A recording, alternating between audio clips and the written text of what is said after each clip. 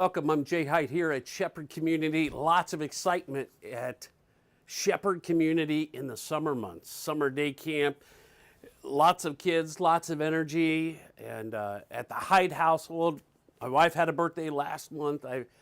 Several grandkids having birthdays this month. I've had a birthday this month. And my daughter, my son-in-law, July is crazy. And it's hard to believe that in just a few weeks, it's back to school.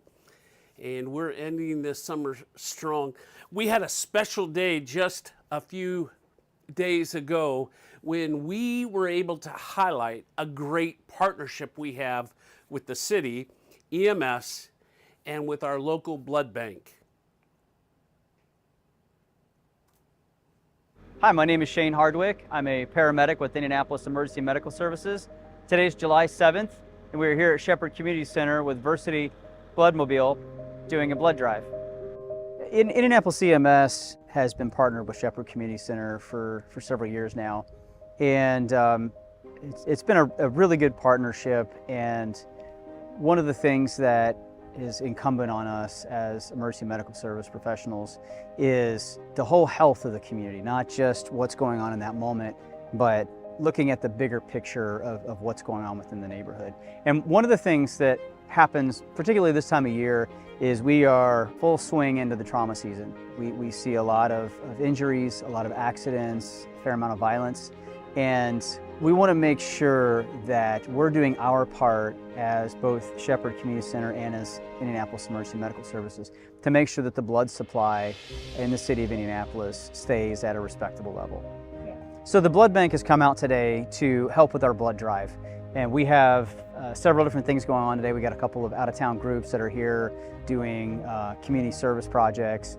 We have a block party that's scheduled in about an hour.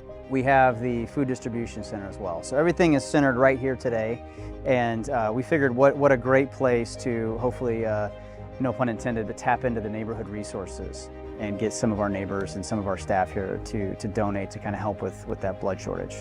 So back in January of last year, Indianapolis EMS brought about a policy that if there's any police action where there is a hostage situation, we want to bring blood to the scene.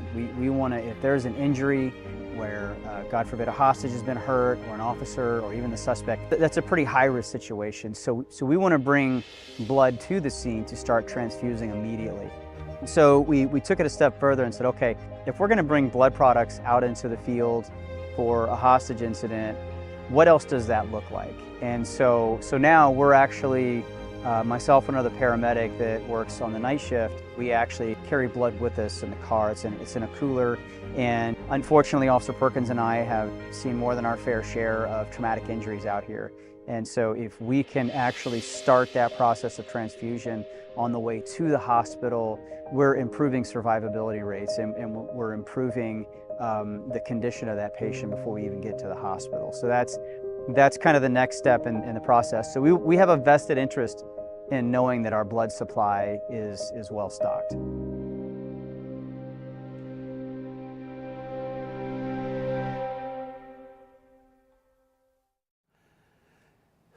We appreciate the partnership with the blood bank, IEMS, in saving lives together. And we appreciate the staff and volunteers and neighbors who came in to donate blood. You can always volunteer at Shepherd. Ways to do that as we get ready to go back to school is to help in a club. Maybe it's to volunteer to read with a student, or maybe teach a cooking class in our special kitchen.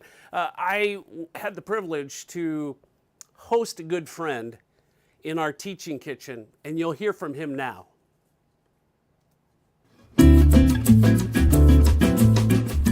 Indy, what is your favorite meal? Oh, that's a great question.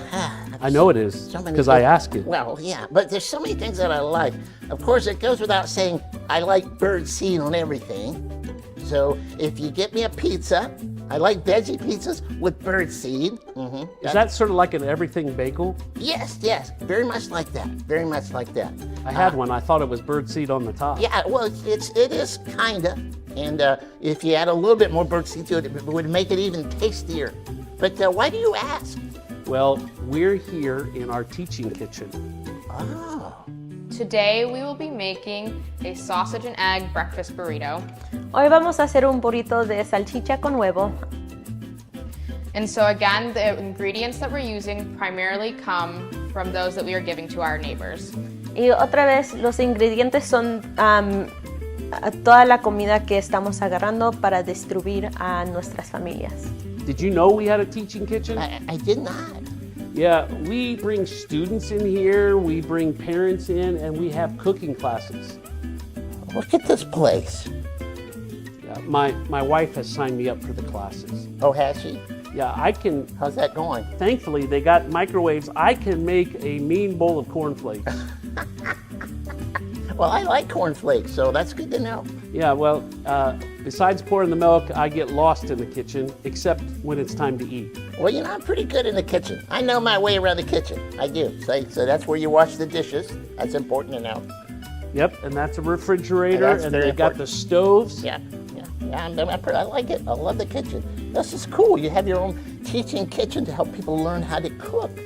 Yeah, and part of it, Indy, is if we want our neighbors to eat healthy, you know, sometimes we can give them stuff. Somebody donates eggplant, and we're like, what's an eggplant or kale? And knowing how to cook it and use it helps our neighbors eat healthy and have healthier lives. Yeah, that's true. Very true. Yeah, particularly foods like that. You know, I planted an egg once, and Wasn't all it cracked up to be. yeah. Get the yolk. We're here all week, folks. Get the yolk. It wasn't. Yeah. Okay. You work for Birdseed. I do, and gladly. And, you know, we're helping our neighbors move from sick care to health care, and part of that is healthy eating. Yeah, I see that. That makes all the sense in the world. That's very cool. That's a brilliant thing to do. Good job. Thanks, Indy, and thanks to everyone who's made this teaching kitchen possible. Thanks, guys. Now I'm kind of hungry.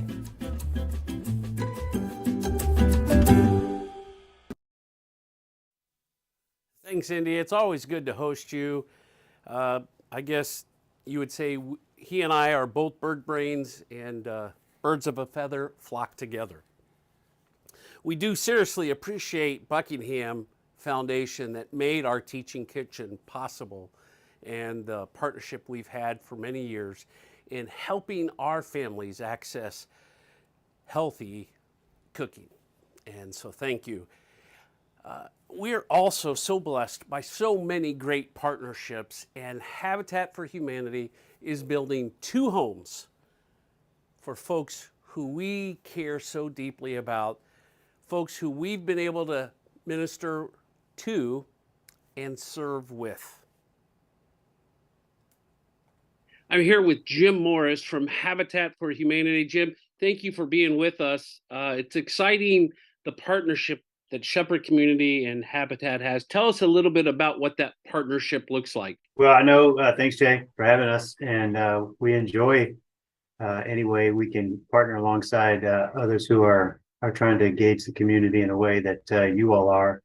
And really how it looks like is our strength is bringing people together to provide home ownership opportunities in an affordable way. So by doing this with you all, we were able to connect so that we use our strength and you use yours. And part of that is just connecting to relationship. And that's something you all are fantastic at. And we wanted to be able to do that in the neighborhood that you all are focused. And so we're over there on Denny with a couple of homes this year. Yeah, that is exciting. We have both a single female who is participating in your program and a single mom with 5 children. Oh, yeah. So explain sort of how this works and sort of the timeline of when they'll be moving in.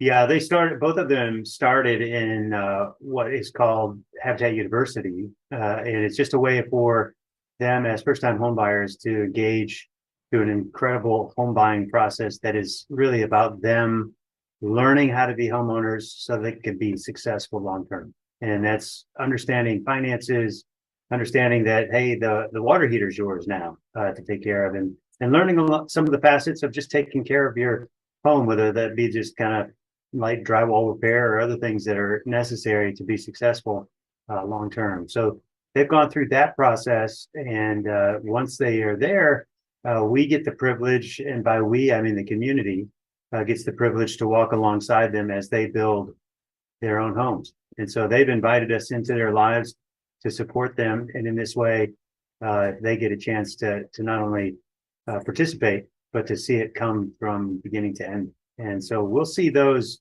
They're in process now, so they're out in the field, and probably around Labor Day, I think, is when they're expected to close.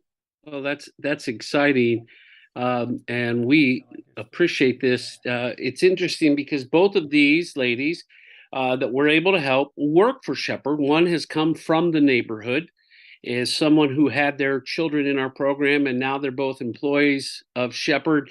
We're helping them break the cycle of poverty with employment. Habitat's coming in to help with housing.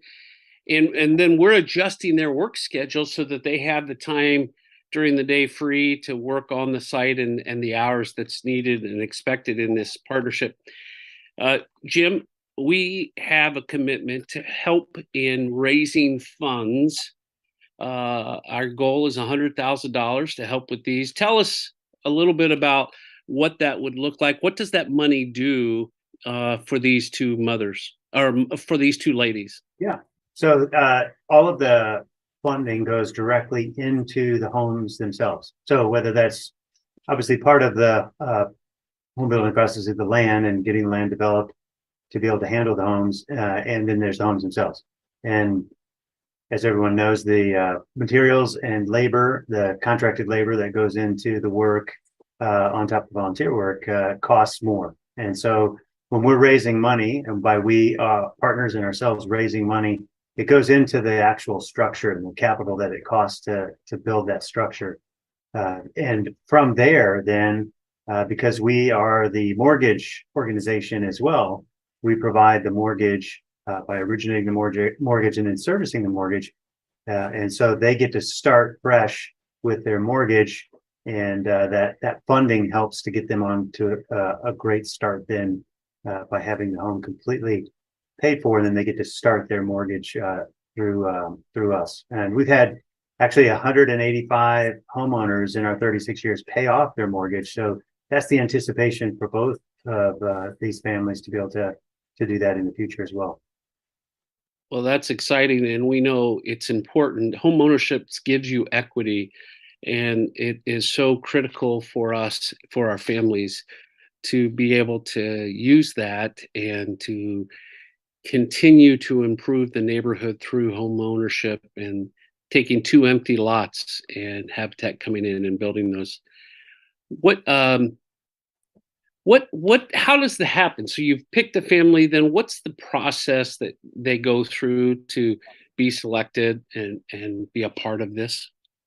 Well, and to start, it starts with a heavy emphasis on relationship. And so, they're going through an understanding, there's an application involved where we're understanding their current situation so that we can get to know them well, so that we can walk alongside them in the best and most optimal way, and be intimate in understanding where they are currently, both financially and what their goals are for home ownership as they set out. So from there, that's when they start into the home buying education portion. So that's sitting in both the classroom aspect of learning the financials, learning budgeting, learning what it takes, understanding taxes and all the implications that come with home ownership.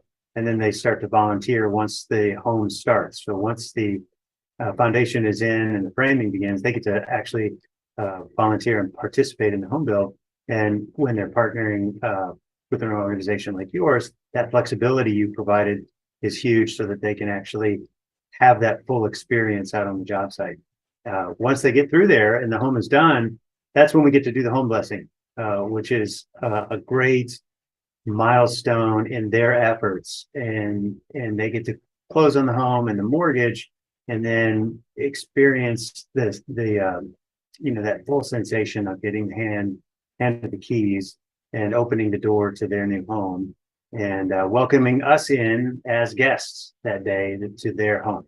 And so that's that fullness at least to that start then of ending one journey, and then they get to begin their next journey as homeowners and owners, and all that it means to them in that space. Do you teach them like basic home repairs and skills on how to care for their home? Yeah, I don't, because they wouldn't want me doing Yeah. that. But Well, my wife wants to sign me up. we do. Yeah, we have people that definitely know how to do that. And yeah, absolutely. And I often say I wish I would have had much of this training before I failed miserably on many aspects of my first home. And so, yeah, it's a full, they get to actually go into our warehouse and get hands-on training on some of those things so that they understand and just have a confidence. I mean, more than anything, we want them to walk in and feel extremely confident that not only are they ready for this, but they feel prepared to whatever they may encounter. If they don't know the answer, they know where to find the answer after they've gone through all of the home buying education. And they get to go through, because they go along with other neighbors. And in this case, they are going to be neighbors, right, on the same street. They get to go through that process together. So they, and then with others that are in the program to learn about being homeowners. Yeah, I think what's exciting is a building doesn't change anyone, but you're helping build their capacity. We're working to build their assets in their lives so that together they have a much greater capacity to steward this type of investment and to continue to grow their own uh, capacity to reduce their dependency. That's part of what we see as critical in with our 10 assets. Jim, I appreciate you taking time today. I know it's a busy time and you're building lots of homes and doing all those good things that's so important to our neighborhood, making a huge investment. If folks wanted to make a donation to support this project, tell them where they could go and what would they need to state on a check or if they donate online. Yeah, if they go online, they just go to indyhabitat.org. And when they hit the donate button, there's an opportunity for them where they can make a note that this is helping to support the Shepherd Community Center and that the two homes that are on Danning, and they can just note that so that we can understand that that's specifically for helping those two families become homeowners. Thank you, Jim. Thank you, Habitat. And we're excited to be working together.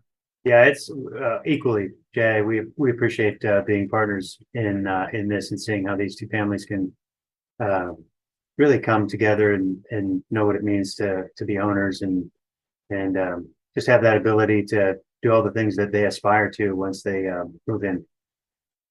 Well, thanks, Jim. And I encourage folks to support Habitat, a great part of our community, making important progress in the investment in the lives of our neighbors. Thanks.